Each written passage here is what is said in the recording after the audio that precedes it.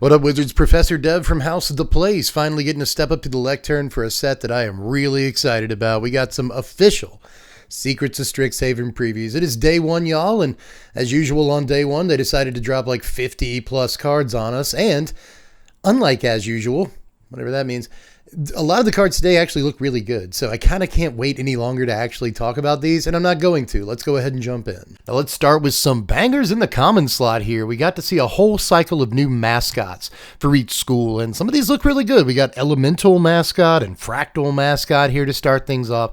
Elemental Mascot is the Prismari one, a blue and a red for a 1/4 elemental bird with flying and vigilance. It also has Opus, first example of an ability word in the set. Whenever you cast an instant or sorcery spell, this creature gets +1/+0 until end of turn. If 5 or more mana was spent to cast the spell, exile the top card of your library. You may play the card until the end of your next turn. So this may be the closest thing that we're getting to a sort of mage-crafty ability in this set. The Prismari have the Opus ability word. I was going to call it a mechanic, but they like the term ability word, so let's use that. But this is whenever you cast an instant or sorcery, do something no matter what, and usually if you cast a bunch of mana on the instant or sorcery, you get to do something really splashy. Good example of that, and even though I think it costs a little bit too much mana for competitive play anywhere, including Pauper, I do think the card is pretty cool. I like it in Limited and all that. I think it's a good example of a new mechanic. But moving on to Fractal Mascot over here. This is 6 mana. That's a lot more. 6 mana is 4, a green and a blue for a 6/6 Fractal Elk with Trample. When it enters, tap target creature an opponent controls, put a stun counter on it. So, example of a purely limited playable sort of Phyrexian? A Colossal Dreadmaw, rather.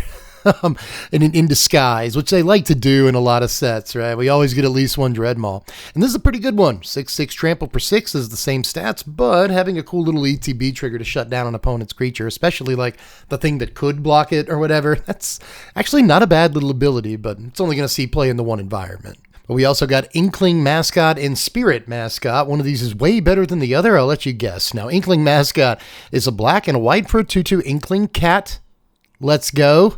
It only kind of looks cat-like in the art, but I see what they're doing with it. It has Repartee, another new ability here.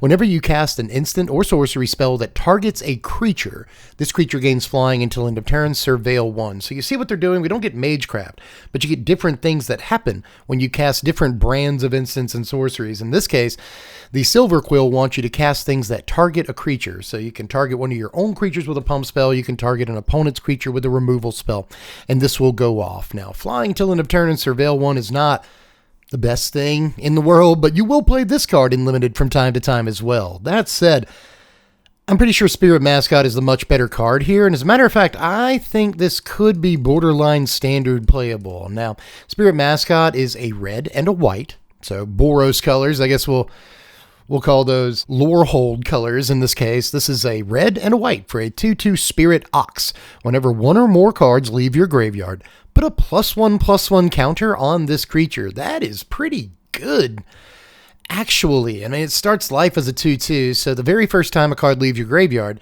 it's a 3/3, which is a pretty good rate. There's the moment it's a 4/4 or a 5/5, you're really starting to cook. And it doesn't say that this only occurs once each turn or whatever kind of nonsense would normally be printed on a card like this. Just really heartening to see this. I think that this could actually get relatively big, relatively quick, and I'm interested in this in a sort of red-white discard deck with like Marauding Mako and maybe even Monument to Endurance or something like that.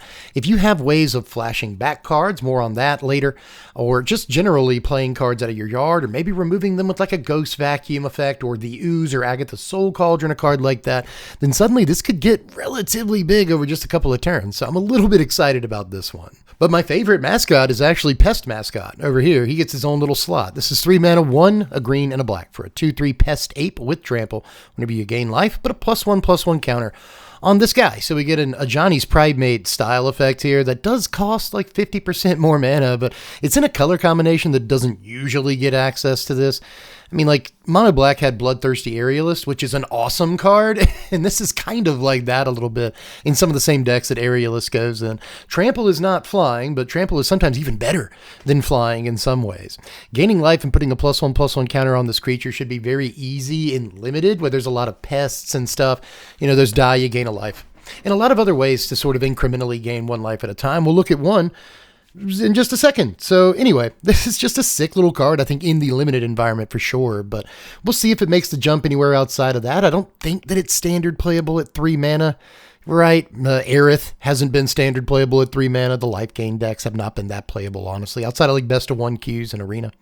So I'm not too sure how great the card is in standard or anything, but I do think there's a few commander decks that probably have their eye on this, especially after this set comes out. Especially if we get more stuff like Bogwater Lumaret here. This is 2 mana, a green and a black for a 2/2 Spirit Frog. Whenever this creature or another creature you control enters, you gain a life. So this is a, a Soul Sister style effect. Costs the same as like an Impassioned Orator or something, and those are usually not as good, but I do like that this triggers when it enters the battlefield. And we haven't really seen like a Soul Warden style creature that really does that, I guess a good example of a creature like this in green is like Prosperous Innkeeper, and that's a pretty highly played creature in the decks that it's supposed to go in, right? So I've always liked Innkeeper. I like this a good bit. This will go fantastic in like Dina decks and stuff.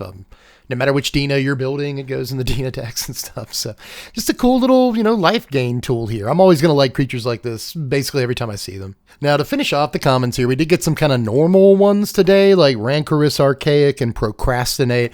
Archaic's 5 mana for a 2/2 avatar with Trample and Reach, but it also has Converge. So it enters with a +1/+1 counter on it for each color of mana spent to cast it. You go the full 5, you get a 7/7 Trample Reach for 5. Which is potentially not standard playable, but limited playable if you can make all those colors of mana, which may prove kind of difficult. But Procrastinate is X and a blue for a sorcery for some reason. Tap target creature, put twice X stun counters on it. So if you just play this for 2 mana, then okay, 2 stun counters on a creature is kind of neat, but this is kind of not great removal considering all the other stuff we have access to in standard. So again, maybe limited playable, but I do like the card. I have to say, like in terms of just the overall vibe and the design, sick little thing. But we also got some more normal-ish stuff like Grapple with Death, and we got Shattered Acolyte over here. Grapple with Death, though, is 1 Golgari, so 3 total mana for a sorcery again. For some reason, destroy target artifact or creature, you gain 1 life. I do think the sorcery speed more or less completely decimates playability of this card outside of limited, but I do like that it's, a removal spell that gains you the 1 life so you can trigger all your life gain stuff in these Golgari decks. So it could actually see some play in Commander if you have enough sort of life gain trigger stuff. But Shattered Acolyte is actually pretty good. This is 2 mana, 1 and a white for a 2/2 Dwarf Warlock, cool creature types. It has lifelink, and you can pay 1 and sack it to destroy an artifact or an enchantment. So this is probably not as good as whatever it was called, Cathar's Commando, I want to say, something like that. I like Flash more than Lifelink, but again, if you have some life gain triggery stuff in your deck, or you're just a life gain deck, this could be a decent like disenchant trigger that also allows your disenchant effect, that also allows you to like play a creature to the table. There's some decks that care about that, right? Or maybe it's a way to reanimate your disenchant effect if you have some of those effects in your deck. So again, there's some cool stuff you can do with cards like this typically. They're almost never bad, but again, I think that I'd just rather have Cathar's Commando, if that is the name of the card. But there is one more common to look at, and it's Studious First Year, an example of, I think, my favorite new idea in the set. This is a single green mana for a 1/1 Bear Wizard that enters prepared. That means while it's prepared, you can cast a copy of its spell. Doing so unprepares it.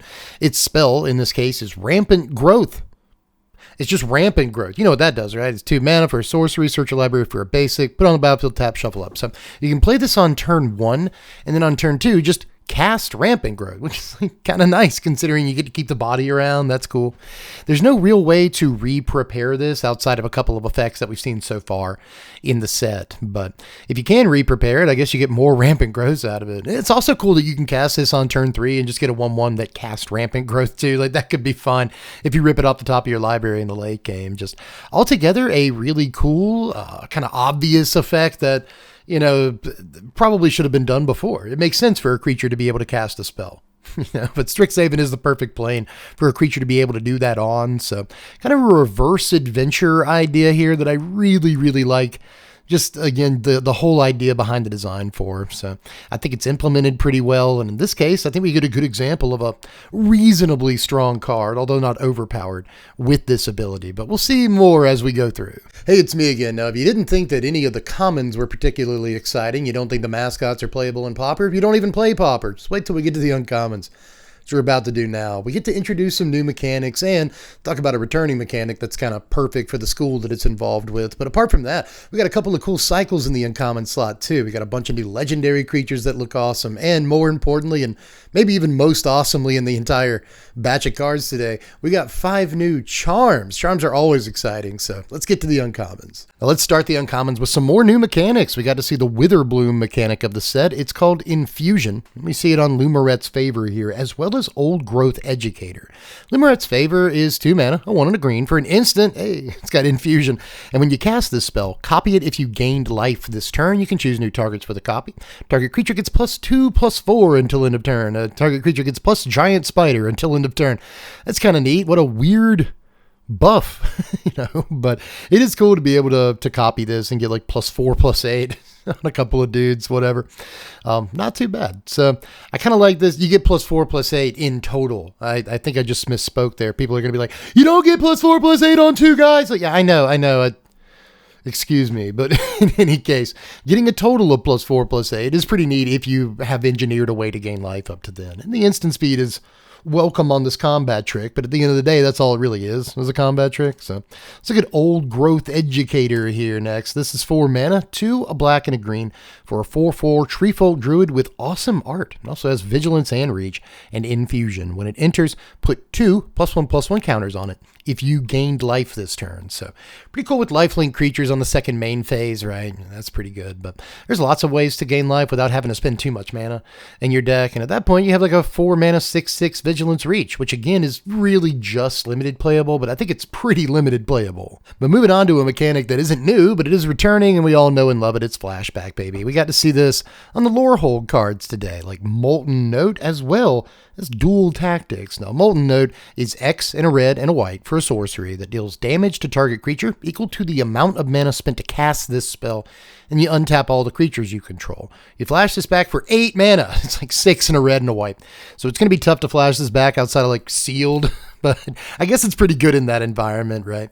Untapping all your creatures could be good if you have activated abilities, or you just want to do like pseudo vigilance in your second main phase or something. So altogether kind of cool. I really like the idea behind this spell in that it doesn't deal X damage.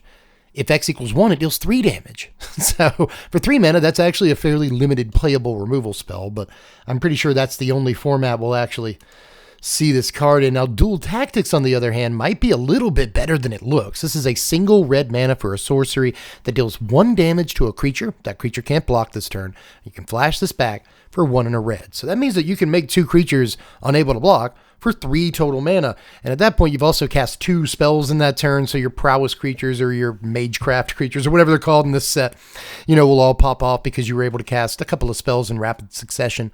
Like that, there's a couple of Lorehold cards that care about like cards leaving your graveyard or casting cards out of your graveyard. This works very well with those, being able to sometimes remove a small creature. I don't think it's going to be too hard to find a target in Limited for this, but it might not be that hard to find a target in Standard.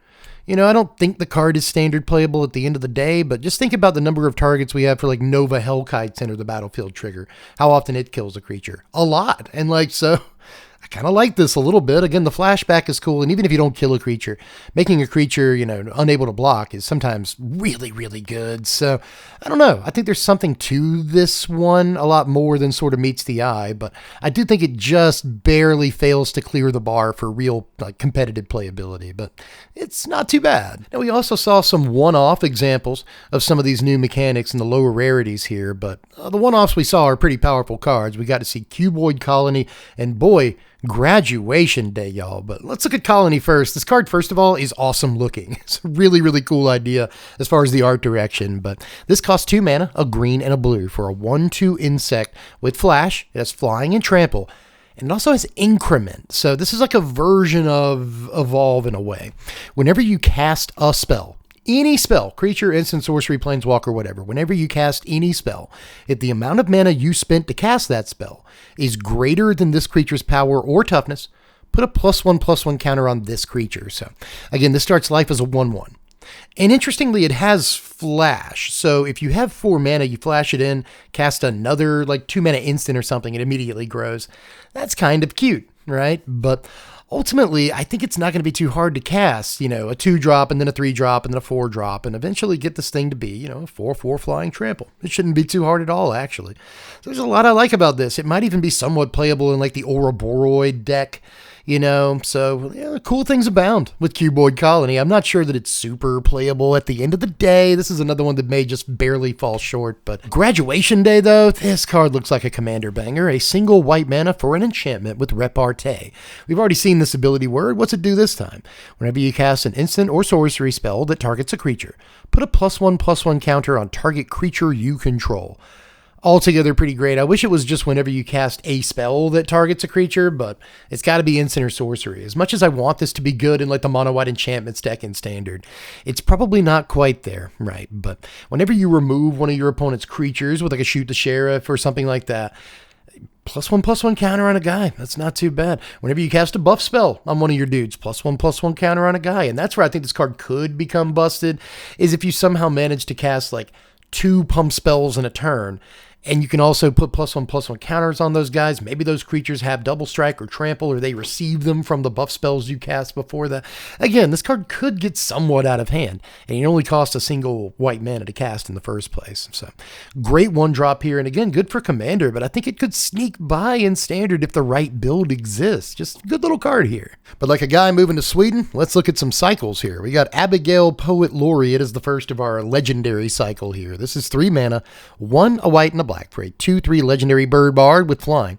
Whenever you cast a creature spell, Abigail becomes prepared to cast Heroic Stanza. Heroic Stanza is 1 and then an Orzhov hybrid for a sorcery. Put a +1/+1 counter on target creature. This could get mana intensive. You cast a 2-drop creature, you prepare Abigail, you cast Heroic Stanza. That's 4 mana in a turn. So I would kind of cast aside any notions of casting Heroic Stanza 3 times in the same turn because you cast so many creatures. That's going to cost a lot of mana, but I do think this is still like reasonable. I wouldn't say this is necessarily a standard playable card or anything, but you think about it in like maybe Pixie as a one-of or something, where you are casting the Pixie or, a spell like it, Sun Pearl Kieran, whatever, multiple times in a game, and you're preparing Abigail multiple times in a game, and now you can make your Nurturing Pixie a 3/3 flyer because of Heroic Stanza, and like maybe, but again, if you do that, it's probably not more than a one-of, so I struggle to see where this card could find a home in standard, which is the problem with some of even the better cards today, honestly. But as far as this one goes, I'm not too sure where it goes, but I do like this card. All things considered, I do like this card, but it's got to find a home. That's going to be kind of tough.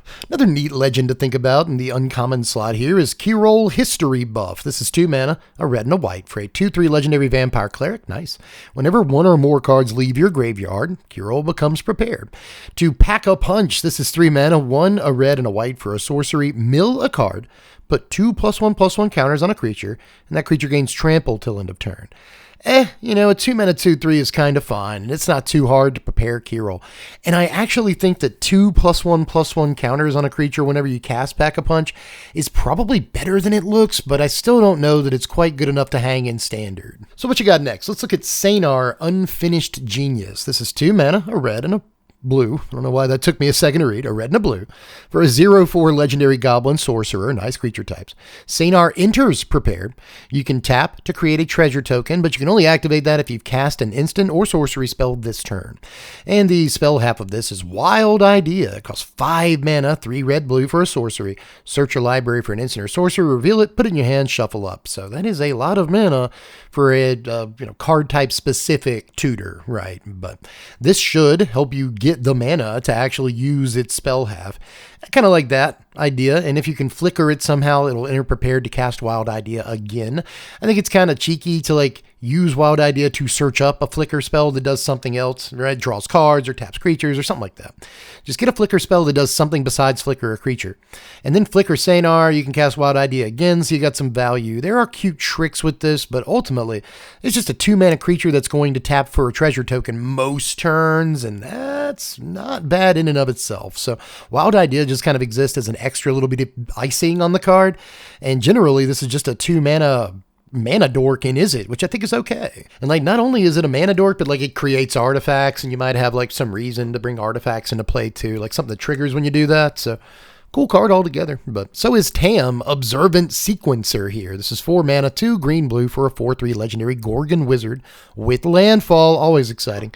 Whenever a land you control enters, Tam becomes prepared. That's pretty easy. She can cast Deep Sight. This is a green and a blue for a sorcery. You draw a card and you gain a life. So pretty good with the Witherbloom stuff in the set too, because it gains the life, but drawing a card is always good. Now, this isn't quite like Tatyova or anything, right? That would just be landfall, draw a card, gain a life, right? But no, you have to actually pay some mana to draw the card here, which is kind of poopy. And you can't like bank preparedness, right? You can't prepare the creature 4 different times or whatever and then just fire off the spell 4 times in a row. I believe the way this works, you have to prepare it and then cast it, and then prepare it again and then cast it. And then it can't be prepared while it's prepared. You know what I'm saying? So, it'd be nice, again, if you could bank castings of this, but you can't. So this probably isn't, again, standard playable, but in those like Tatyova decks and Commander, this is probably a consideration for the 99 at the very least, and it's a cool card. But I think my favorite of these is Ludog, man. Lewin, Exchange Student, 4 mana, 2, a green and a black for a 3/4 legendary Elf Druid that enters prepared. That's always good. Exile a creature card from your graveyard to have Lewin become prepared.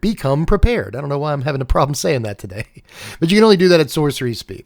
Her spell is Pest Friend. This is a green or a black, a hybrid Golgari for a sorcery. You get a 1/1 pest. One of those things whenever this token, it says whenever this token attacks, you gain 1 life. So that is interesting, actually. This basically costs 5 mana to cast if you want the 2 bodies immediately when it comes into play. But it is very, very easy to actually, prepare this.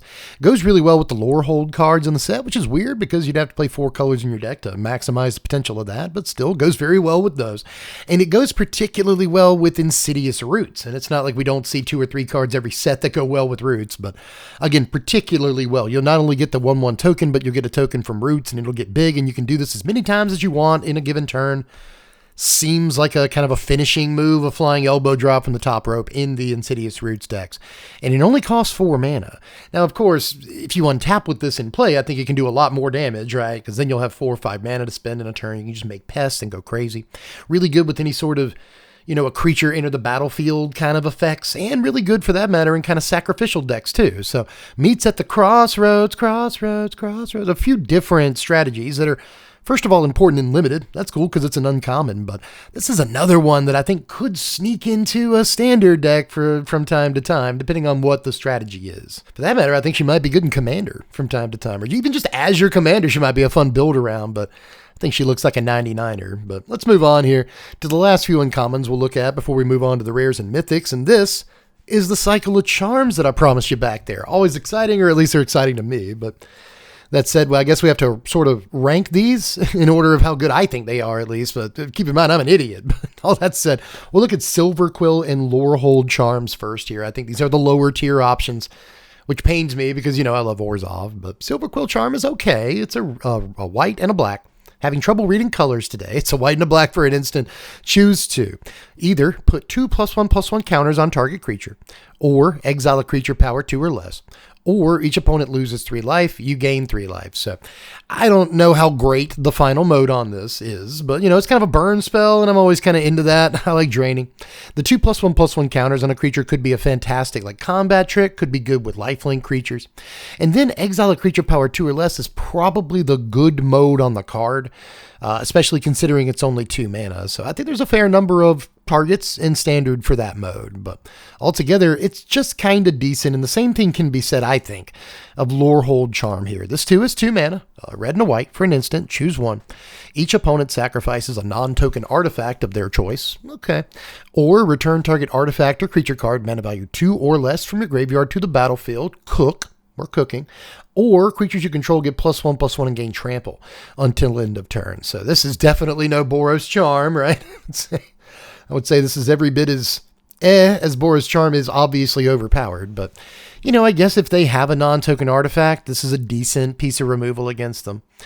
As a reanimator spell, I think again the middle mode on this is probably the best mode, if I had to guess, but you might be able to sting them with the last mode as well, the sort of anthem effect with trample. So again, altogether, I don't think this was a bad Magic card, but I just think there's examples of better charms, altogether, especially even in the set, stuff like Prismari Charm looks pretty dang good, especially in comparison, but so does Quandrix Charm as well. Prismari Charm is also 2 mana, a red and a blue. For an instant, choose one of these. Surveil 2, draw a card. Pretty good. Or Prismari Charm deals 1 damage to each of 1 or 2 targets. Or return a non-land permanent to its owner's hand. That's all good stuff, man. I mean, obviously at 2 mana, the final bounce mode is a little bit overcosted, but you're doing some other cool stuff here. Surveil 2, draw a card is great, especially in a potential flashback or reanimator deck, something like that. I love that it's Surveil and not Scry. It's actually really strong. The second mode doesn't look as great, I think, to some eyes, but there are some boards this is really, really good against. And you can always target your opponent. If you can shoot one thing down, just hit your opponent with the other target. But apart from that, I just think that for 2 mana, this is pretty decent. But we already have a bunch of like red, blue, instant sorcery like Spellslinger decks in Standard. And I'm actually not sure this quite fits the bill in those. And if that's not the case, I'm not really sure where it's meant to end up. Ultimately. Now, we get to Quandrix Charm, and I think this is a great card, but I, again, don't know where exactly this ends up. But unlike Prismari Charm, I don't think there's necessarily an extant deck this doesn't even go in. You know what I mean? We can't say that about it. That's pretty shady when you're like, well, there's a deck for this. It's not good enough. But Quandrix Charm is a green and a blue. For an instant, choose one. Counter target spell unless its controller pays 2. Baseline, all right. Destroy target enchantment is the second mode. Again, baseline, all right. And target creature has base power and toughness 5/5 until end of turn. So again, kind of a combat trick style maneuver here. That's not bad. Could again be good in like Ouroboros decks and stuff like that. But I think you mostly want to tap out until you play your Ouroboros. So the counter mode isn't as good. But there are going to be turns where the counter mode is still fine, right? You weren't able to cast a spell or use all your mana on your last turn. So keeping a counter spell up that does other stuff, pretty good. If you let an enchantment slip through the cracks in the early game, this can blow it up, and there's a lot of targets for it in Standard right now. So this is one that, again, I don't know if it has a day 1 deck, but could easily go in a deck eventually, because basically all these modes are fairly desirable, except for maybe the last mode. But again, you can probably sting some people with this last mode. And just win the game from time to time. They didn't expect you to get through for 8 with your 3/3, right? But you're 1/1 with a couple of counters on it. So altogether, I think it's not too bad. But Witherbloom Charm gets its own special slot. This is my favorite one, a green and a black. For an instant, choose one. You may sacrifice a permanent. If you do, draw 2 cards. You can also just gain 5 life if you want to, or you can destroy target non-land permanent with mana value 2 or less, which I think is the best mode on the card. Target non-land permanent, not too bad. It's not Abrupt Decay or anything, but like we're getting towards Abrupt Decay. And the fact that this can also give you card advantage in your like Sephiroth deck or anything else that wants to sack permanents, right? And you might not even necessarily want to sack permanents in your deck, but if somebody targets one of your guys with a Shoot the Sheriff or something, you can instant speed sack that guy, draw 2 like it's a Village Rites or whatever. But sacking a permanent, it's not even non-land. You can sack a land to draw 2 cards. That's not too bad. You can even tap the land to help you cast this card and then sack the land. That's kind of neat. But being able to sack an enchantment or something like that, also pretty cool altogether. It's like it has bargain or something. But the gaining 5 life is not super important, but it might be game breaking depending on when you choose to use the mode. So altogether, again, not a great middle mode on this, but like the other modes are really, really strong. So big fan of this charm. I think it is the best one, at least on its face, but all of them look pretty good. But that's enough lower rarity stuff. More than enough, actually. We got plenty of rares and mythics to get to, like I said, and we'll go ahead and start with the Slowlands. Each school involved in the set got their own Slowland back, and these will have implications in Standard. They're also really cool to have in Standard, especially for control decks and the like. So good to have each and every one of these back, or at least 5 of them. Now, rares and mythics are really exciting, but you got to start somewhere. So let's look at Color Storm Stallion and Conciliator's Duelist here to begin the rares. Stallion is 3 mana, and he looks awesome, by the way. It's really cool art. 3 mana, 1, a red and a blue, for a 3/3 elemental horse with ward 1 and haste, and it also has Opus. Whenever you cast an instant or sorcery spell, this guy gets +1/+1 until end of turn. If 5 or more mana was spent to cast that spell, create a token that is a copy of this creature. So you get like kind of a prowess that is instant or sorcery specific. And if you do cast a big guy, you get a copy of this, which is neat, especially considering it has haste. I kind of like that about it, but altogether, I'm not like super impressed. Like, I don't think this is necessarily a bulk rare, but I think we can probably do better. Let me say. But I will say this before I move on. Let's say in a situation where you have 4 mana open on turn 4, you cast this with a mana left, And at that point, you can cast, just a giant growth style effect on it. And it's dealing 7 damage with haste out of nowhere, which is, pretty good. We've seen like Mightform Harmonizer decks do kind of stuff adjacent to those kind of tricks, and they've been relatively good. So, I won't put it past the card. I think haste is pretty decent, but I don't think it makes it good enough. So I'll move on to Conciliator's Duelist here. This is 4 mana, double white, double black for a 4/3 core warlock. When it enters, draw a card, and each player loses 1 life. It also has Repartee. Whenever you cast an instant or sorcery that targets a creature, exile up to 1 target creature and return it to the battlefield under its owner's control at the beginning of the next end step. So really neat card here that I think might have some commander playability on it. People really like blink stuff. And like this is just whenever you cast an instant or sorcery that like removes a creature or buffs one of your dudes or whatever it is, blinking a guy is pretty fantastic. It is a little bit at odds with itself. I cast some sort of buff spell on this guy and then blink that guy. It's a little bit weird, but at the same time, man, he can blink himself with his own Repartee ability and draw cards when he comes back into play. It's cool that he smacks each player, not just you, for the life loss. So I think, again, this is a cool card that I wouldn't necessarily call a bulk rare, but I don't think is quite there, bars. But boy, next, let's look at Joined Researchers together. Let's talk about this one, as well as Wisdom of Ages. Why not? Now, Joined Researchers is 2 mana, 1 and a white for a 2/2 Human Cleric Wizard with first strike. At the beginning of each end step, if an opponent has more cards in hand than you, this creature becomes prepared. It also has Secret Rendezvous as its prepared spell here. This is Secret Rendezvous. It's 3 mana, 1 double white for a sorcery. You and target opponent each draw 3 cards. So this is... It's disappointing. We'll talk about a card later that was leaked a little bit early in the season that has a iconic Magic card on it that we all knew was going to be part of a cycle probably. And we were all wondering what the other colors in the cycle were going to use as their, cards, their prepared cards. And a lot of people had a lot of ideas for what the white card would be. And this appears to be the white card in question. Like the legendary white card that just got its whole name and effect reprinted on one of these, creatures with a spell ability, these prepare creatures.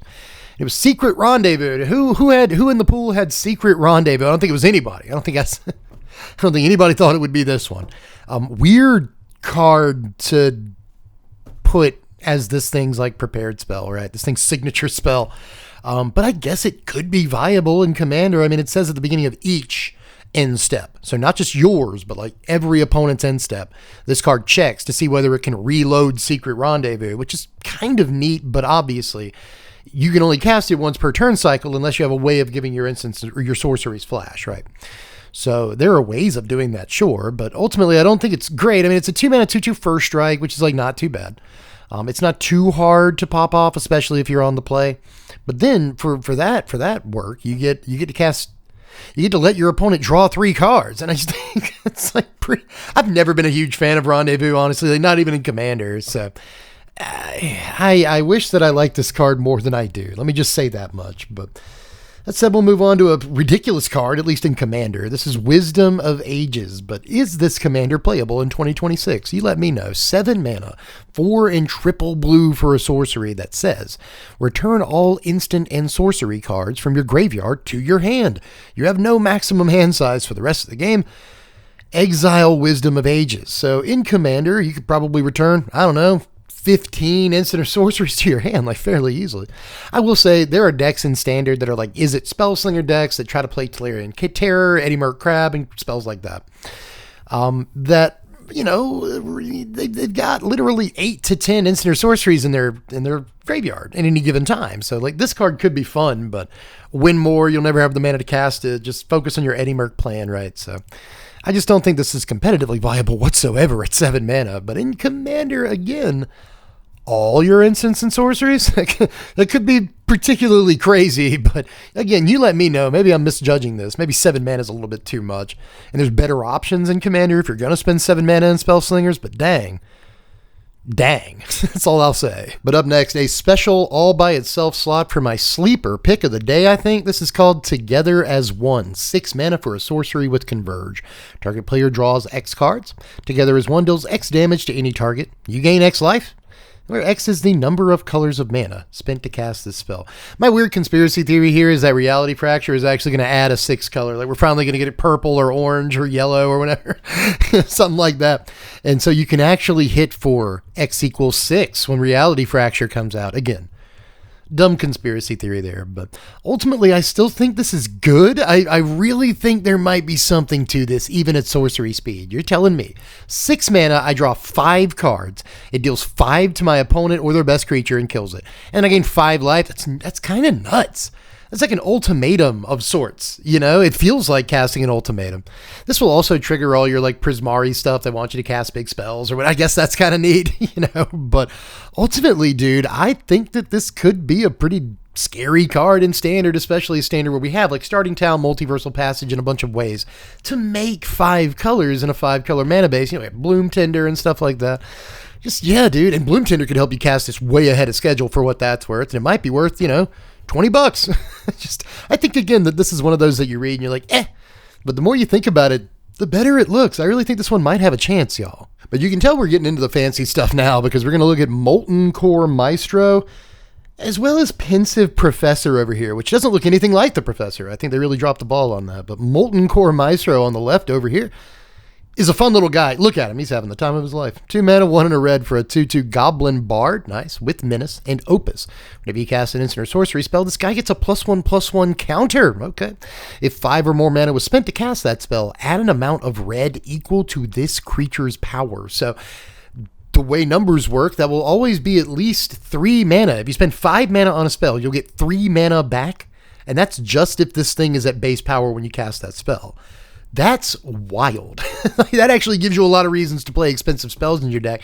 And if this thing has relatively high power, you'll cast a big spell, and this will allow you to cast another big spell, thus triggering it again. And you'll cast another big spell. I mean, it depends on how many spells you have, but this card actually looks a little bit nutso to me.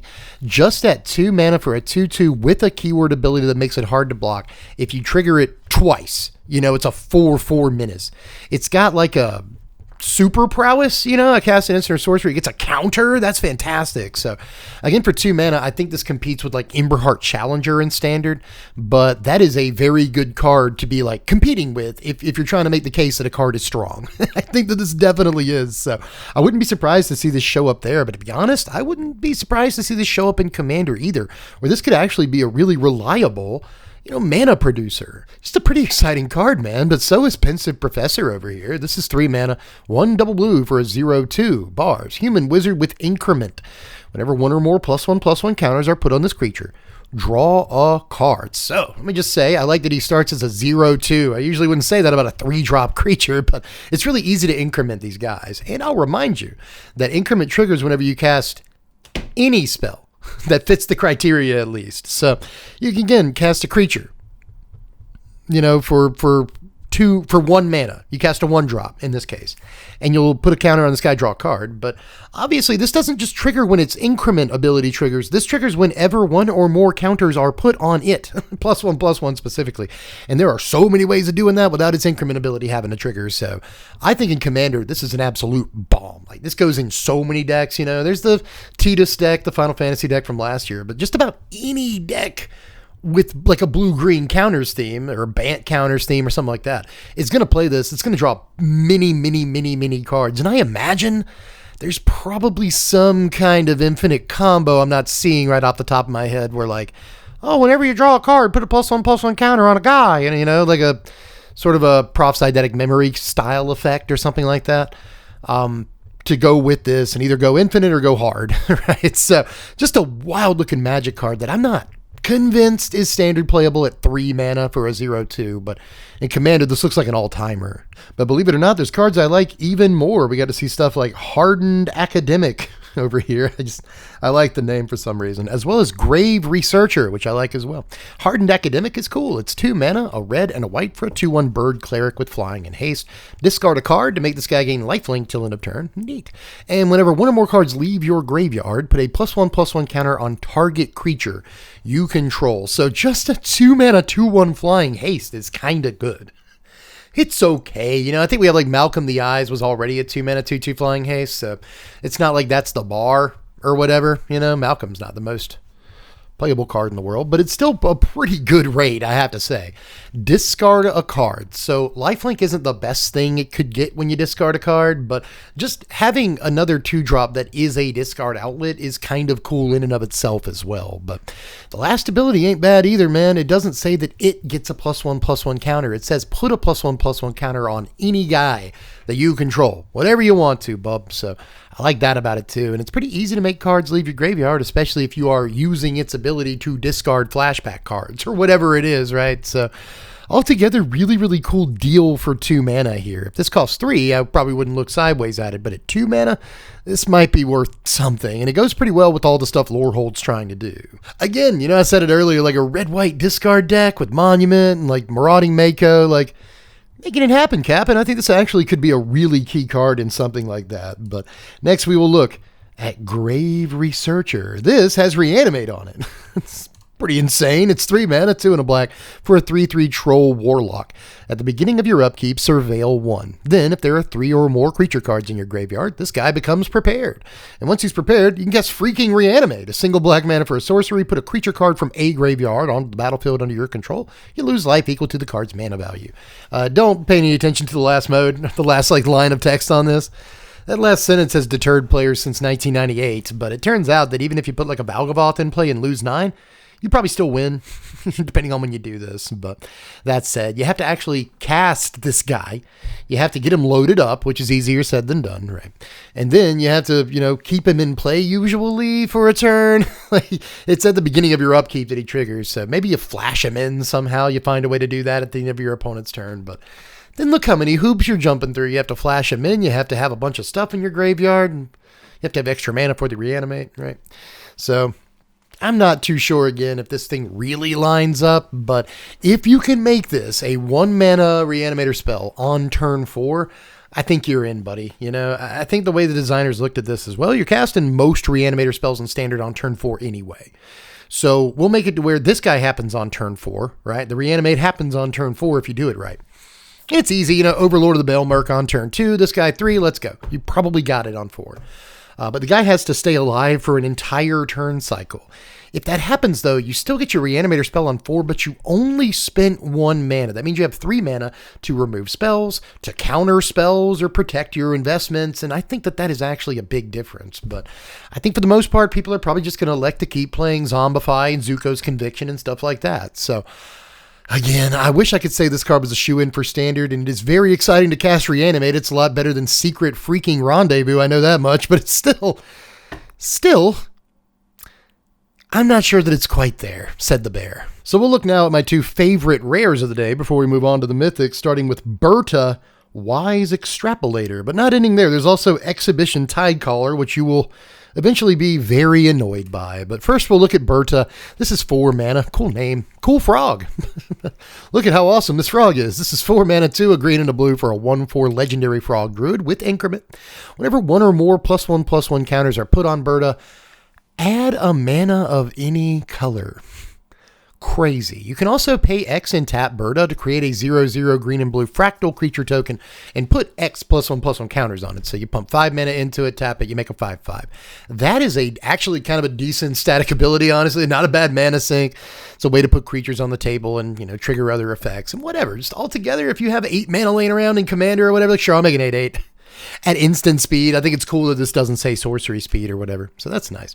But the first line of text on this is kind of stupid. Whenever 1 or more counters are put on this, +1/+1 counters, you get a mana of any color. Am I stupid to think that is actually like half busted, maybe even 3/4 busted? I think we're like 80% of the way there at this point. 4 mana might be a little bit too much for a competitive environment, but this is probably the best commander that we've seen all day, and probably the best commander we will see today, because there's not a whole lot of, well, there are some legendary creatures in the Mythic slot. We'll see them when we see them, but I think this might be even more interesting or better in some cases than the dragons we'll look at the end of the video. So this line of text just seems really, really intriguing to me. It seems like you can get a ton of mana out of this really easily. But oh my goodness, Exhibition Tidecaller, y'all. A single blue mana for a 0/2 Djinn Wizard with Opus. Whenever you cast an instant or sorcery spell, target player mills 3 cards. If 5 or more mana was spent to cast that spell, that player mills 10 10 cards instead, which is pretty funny. You know, like, if you can actually rip this for the Glimpse the Unthinkable mode, 10 mils, that's fun. But I think that it's just fine if you're just like casting ops and sleight of hands and stuff. You're just annoying your opponent. It's not quite, Ruin Crab or Hedron Crab, but a lot of decks really do only play one land a turn. Sometimes they rip off a Cultivate or an Explosive Vegetation or something, and they'll hit you for 6 or 9 mils. But for the most part, it's just kind of tough to engineer playing multiple lands in a turn. Whereas you can just cast Opt, Sleight of Hand, Opt, Chart of Course. You didn't even use that much mana in that case, right? And now you've milled your opponent for, 12 or something like that. All in one turn, mostly at instant speed too. Note that you can hit your opponent at the end of their turn by casting a bunch of instant or sorcery spells. You play this on turn 1, and now like all of your removal spells can mill your opponent. That seems pretty dumb too. You can target yourself with this. I think that should definitely be pointed out.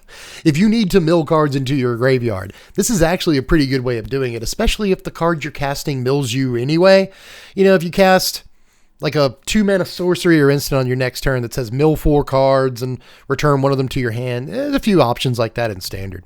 Then suddenly you mill like 7 cards on turn 2. And that is crazy, actually. So, I don't know. A lot of action on this card. I think it's going to be annoying, whether, again, it's targeting you and your like Reanimator pile or something, or it's targeting opponents, which is probably what's going to be the really irritating thing about this.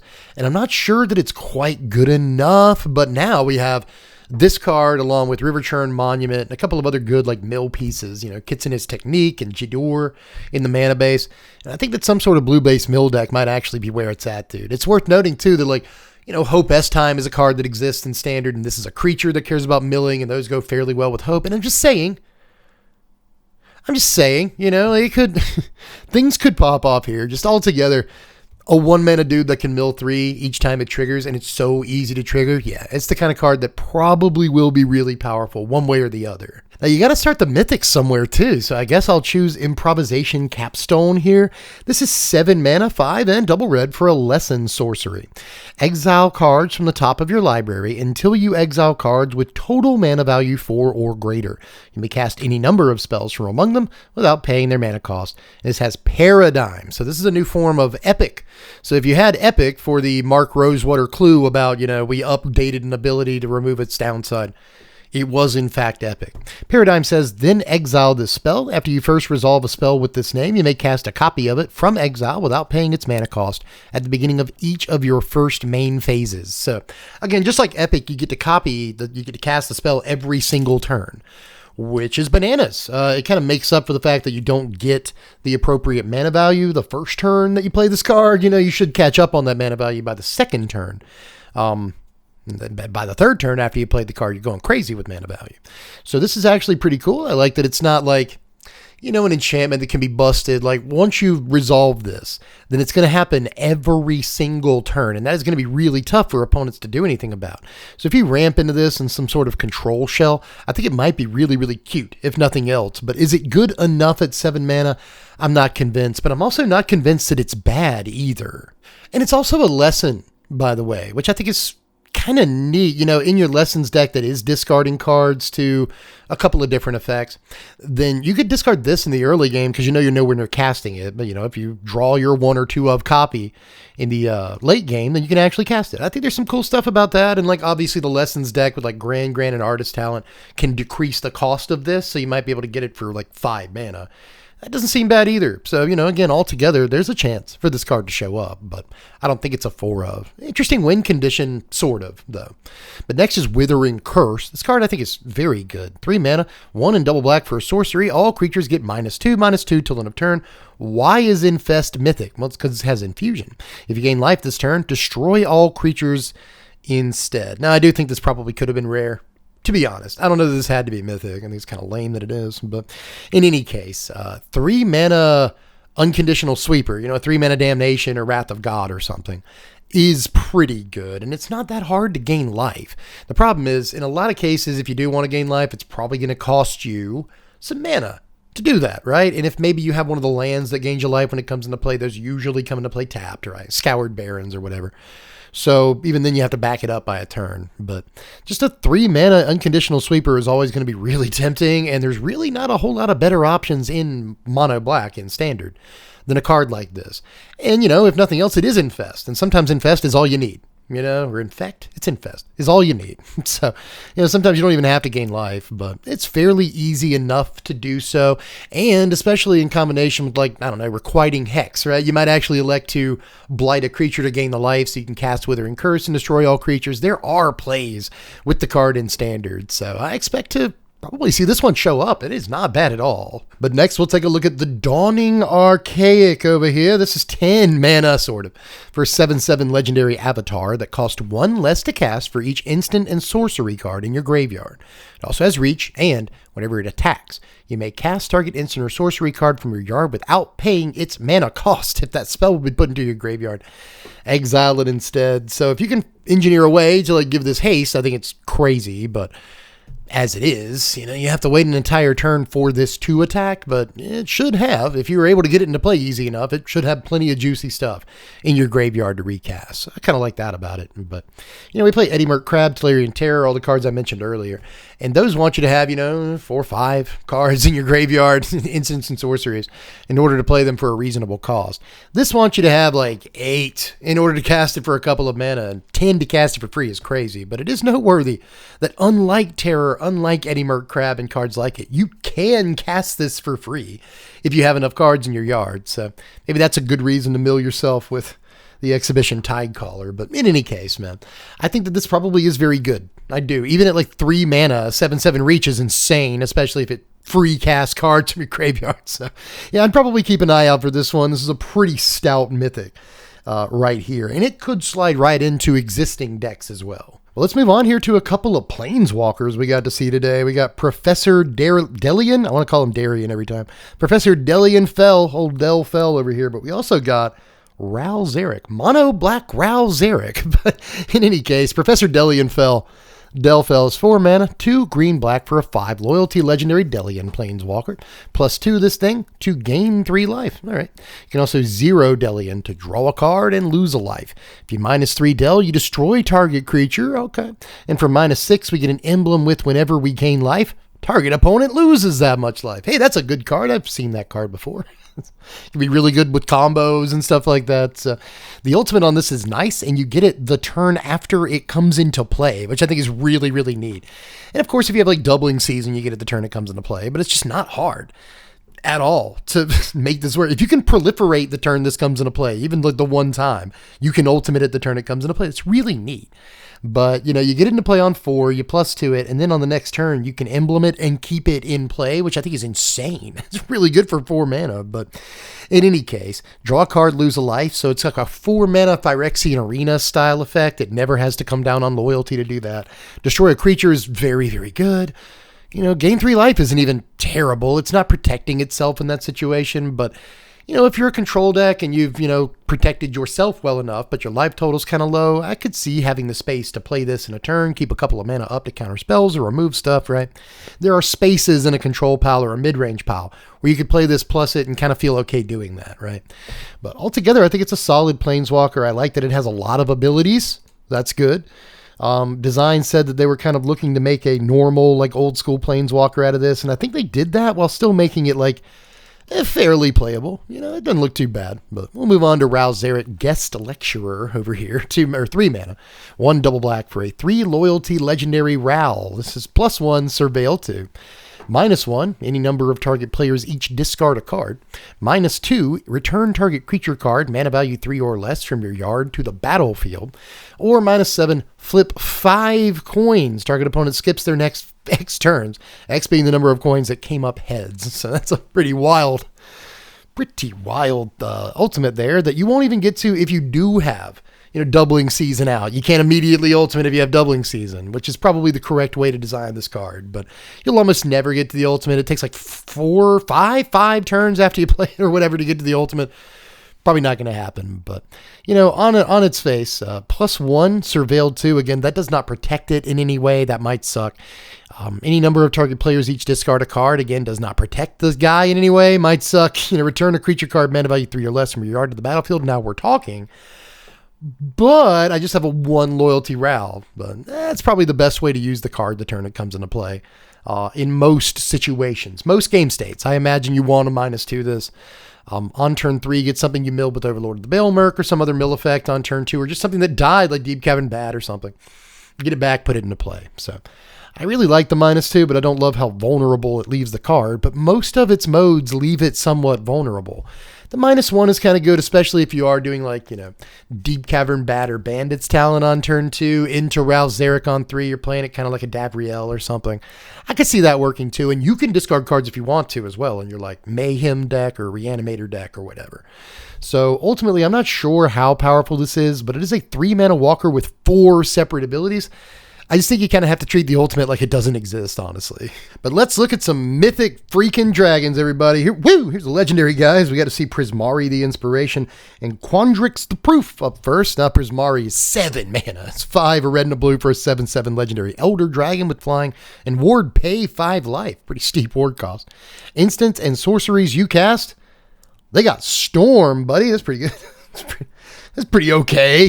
I'm not really sure where I'm playing this, but if I had to guess offhand, I'd say Commander. It's probably true about like most of these, to be honest, right? Like Quandrix the Proof is 6 mana. That's a Commander card, right? 4 green blue for a 6/6 legendary elder dragon with flying, trample, and freaking Cascade.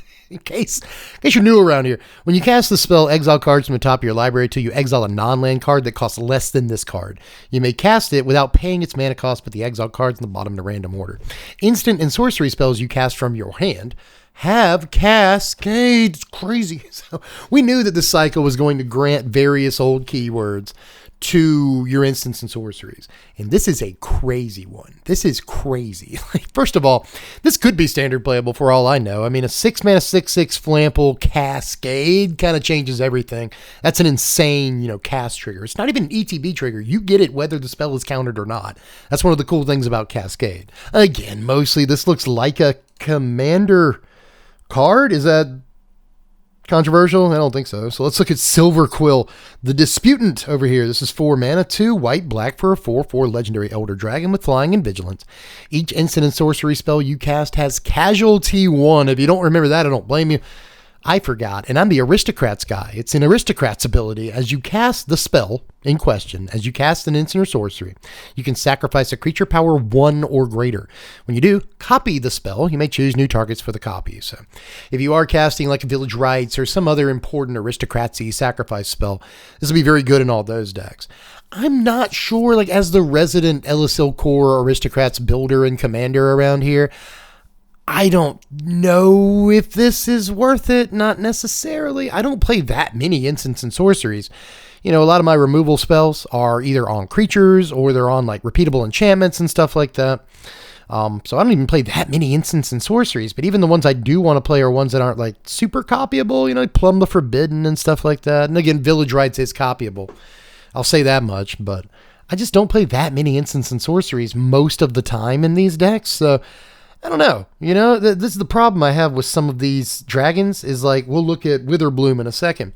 And Witherbloom says that, instants and sorcery spells you cast have affinity for creatures. So it wants you to play creatures in your deck along with a bunch of instants and sorceries. That's kind of at odds when you think about it. And the same thing is going on with this one. You have to have a bunch of creatures you don't mind sacrificing, but you also have to have a bunch of instants and sorceries in your deck, which is a little bit weird. It just doesn't really jive, But I do think this probably has some sneaky applications in Commander where you can just sacrifice a little dude and just copy an enormous spell, So there are probably fun things to build the deck around if this is your Commander. I'm interested in that, but ultimately I don't think it's going too many places. But apart from that, there is also Belladros. And I keep looking for Belladros, but it is called Witherbloom this time around. Witherbloom the Balancer in this case is 8 mana, but not really. 6, a green and a black for a 5/5 legendary elder dragon with affinity for creatures. It also has flying and death touch. Instants and sorceries you cast have affinity for creatures. I was just telling you about this guy. So you want to have, 6 creatures out to where you only cost 2 mana, right? But then you are playing a lot of creatures in your deck, aren't you? You sure are. But I guess the idea is to play, in this case, specifically cards that create pests. You get a bunch of pest tokens, and that increases your affinity count.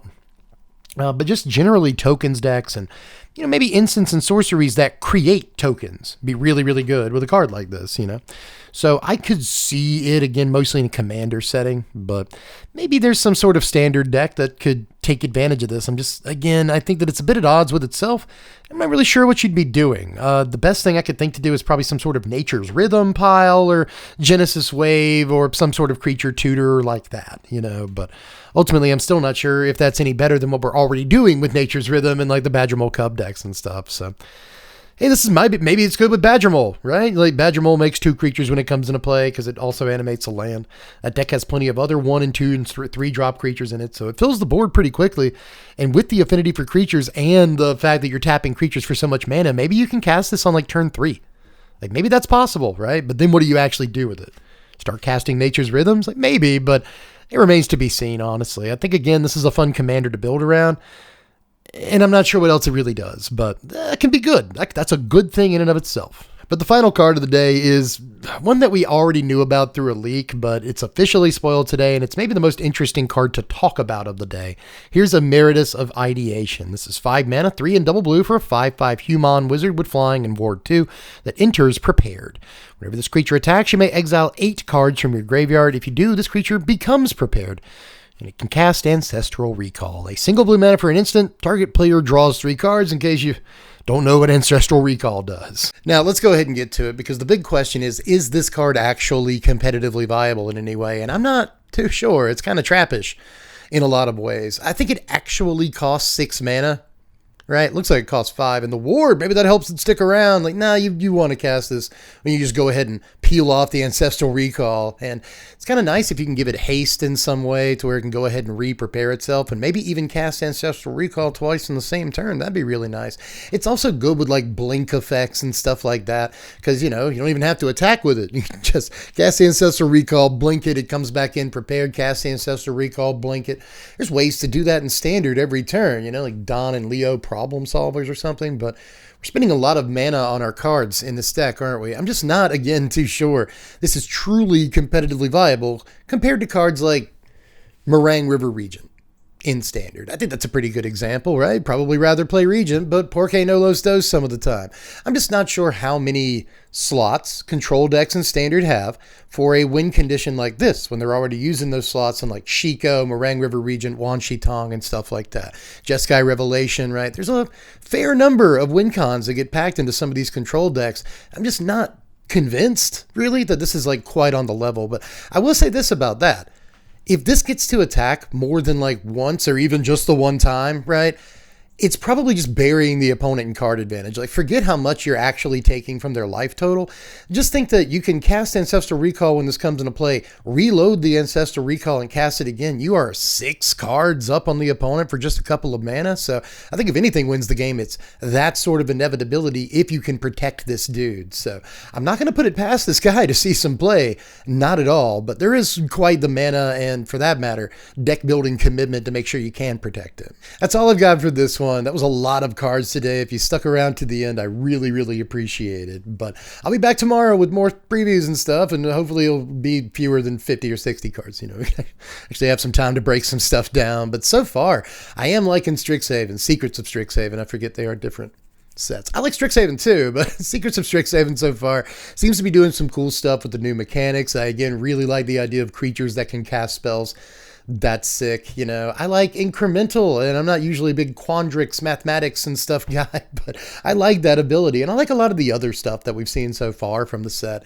I can't wait to see more. So join us tomorrow for all that. Do the YouTube stuff on your way out. Like, share, subscribe to the channel if you haven't done it yet. Trying to get to 140K. We are very close. We are at the goal line.